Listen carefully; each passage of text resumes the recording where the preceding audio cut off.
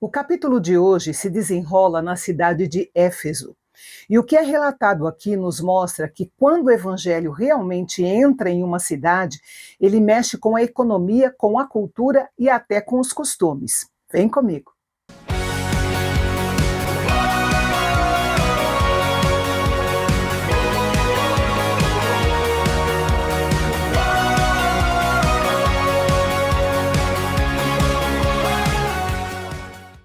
Paulo finalmente estabelece sua base em Éfeso e permanece lá por cerca de 3 anos.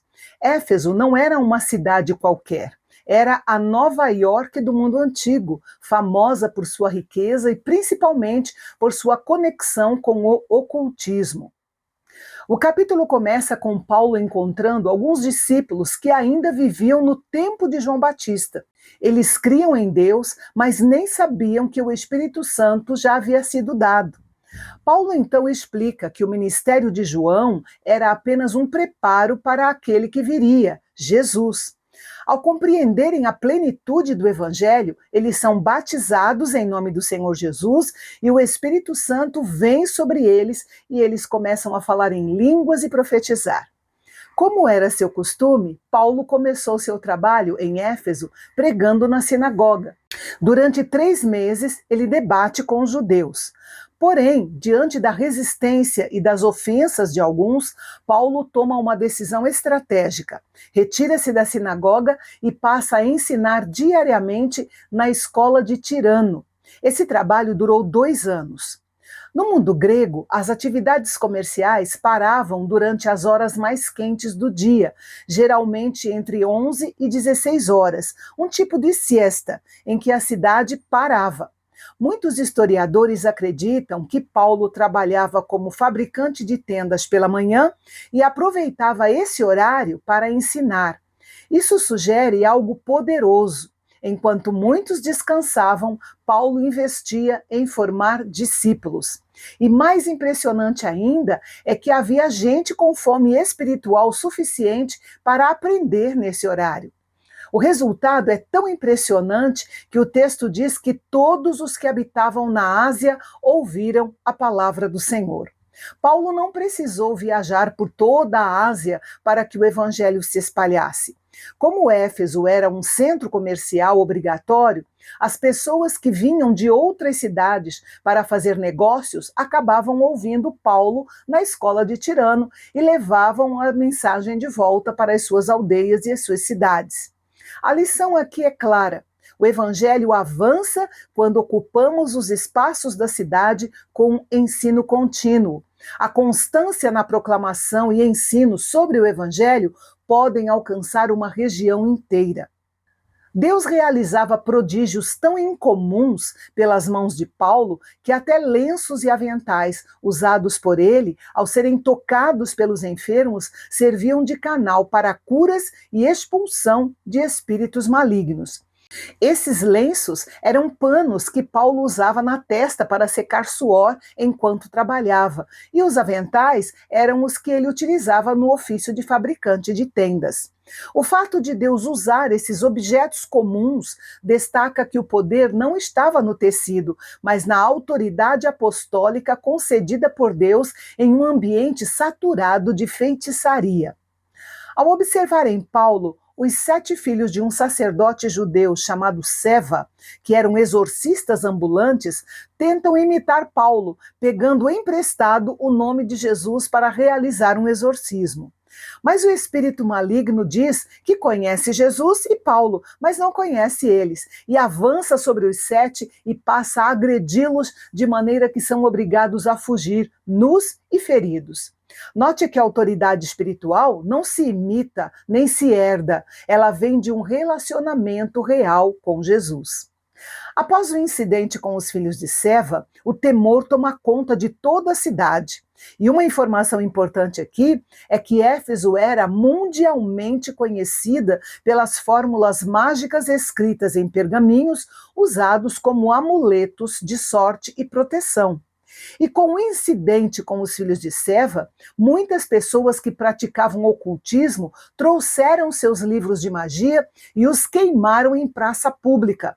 O valor total era de 50 mil moedas de prata, ou 50 mil denários. Lembrando que um denário era o salário de um dia de um trabalhador, ou seja, 50 mil dias de trabalho. Note que nós estamos falando de milhões em patrimônio espiritual sendo destruído em favor de uma vida limpa com Deus. Eles não venderam os livros para recuperar o dinheiro. Eles os destruíram para que ninguém mais fosse enganado. Após o grande avanço do evangelho em Éfeso, Paulo sente no espírito que é tempo de seguir adiante. Ele traça um plano ambicioso: atravessar a Macedônia e a Acaia, atual Grécia, visitar Jerusalém e, por fim, chegar a Roma.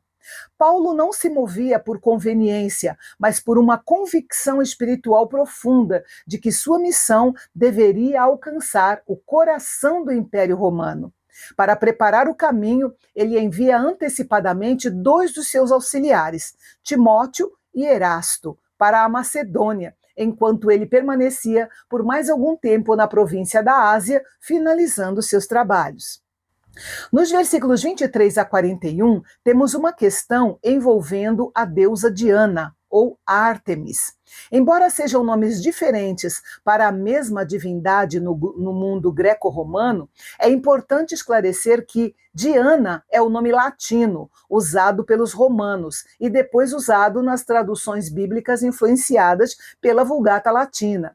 Ártemis é o nome grego usado por Lucas ao escrever o livro de Atos. O templo de Diana, ou Ártemis, era uma das 7 maravilhas do mundo antigo e funcionava como centro financeiro da região. Para os efésios, ela era muito mais que um mito, era a base da economia e da identidade daquela metrópole. Com a chegada do evangelho e a conversão dos efésios, acontece uma mudança tão drástica na cidade que o comércio de ídolos começa a falir. Um ourives chamado Demétrio, que fabricava nichos de prata da deusa Diana, percebe que estava perdendo dinheiro, porque Paulo pregava que os deuses feitos por mãos humanas não eram deuses. E então ele convoca uma assembleia dos artesãos que fabricavam réplicas do templo da deusa Diana, e o argumento dele é astuto. Mistura o medo de perder o lucro com o fervor religioso. O resultado é um tumulto que arrasta os companheiros de Paulo, Gaio e Aristarco para o grande teatro. Por quase 2 horas, uma multidão confusa e enfurecida grita a uma só voz que grande é a Diana dos Efésios, impedindo qualquer tentativa de defesa, inclusive a do judeu Alexandre. A confusão era tanta que a maioria nem sabia por que estava ali. Foi necessária a intervenção do escrivão da cidade, que era o principal oficial administrativo do local, para acalmar o povo. Ele usa a lógica e a lei para acalmar os ânimos, afirmando que se Demétrio tem uma queixa real, deveria usar os tribunais e os procônsules. Alertou ainda que a cidade corria o risco de ser acusada por Roma de insurreição ou rebelião, já que não havia um motivo legal para aquele ajuntamento. Após esse discurso sensato, ele dissolveu a assembleia e a multidão se dispersou. Isso nos ensina que a integridade da mensagem pode gerar oposição pública, mas a soberania de Deus usa até as autoridades civis para proteger seus servos e garantir que o propósito avance sem interrupções. Atos 19 nos desafia a pensar sobre o impacto da nossa fé. O evangelho gera transformação visível. Em Éfeso, as pessoas não apenas aceitaram Jesus, elas mudaram o que liam, o que assistiam e como gastavam seu dinheiro. Outra coisa, autoridade não vem de palavras, mas de vida. Não adianta usar o nome de Jesus como uma fórmula mágica se não formos conhecidos por ele. E, finalmente, Deus é maior que a cultura. Mesmo em uma cidade dominada pela idolatria e pelo lucro fácil, a palavra de Deus prevaleceu e se fortaleceu. E a nossa frase para a reflexão de hoje é: avivamento genuíno confronta práticas antigas e exige decisões radicais. O tumulto em Éfeso cessou, Mas a missão não parou.